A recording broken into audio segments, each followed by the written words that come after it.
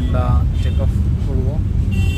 আপনারা দেখতে পাচ্ছেন কত দ্রুত স্পিডে জাহাজটি এগিয়ে চলেছে। আমাদের এখনই টেক অফ হওয়ার পরপর দেখুন কি সুন্দর দৃশ্য, গাছপালা কি সুন্দর লাগতেছে। আমরা এখন NH-31-এর উপর দিয়ে চলেছি, যেটা শিলিগুড়ি থেকে কলকাতাকে যুক্ত করেছে। কি সুন্দর বাড়িঘর ছোটো ছোটো, কি সুন্দর প্রকৃতি উত্তরবঙ্গের।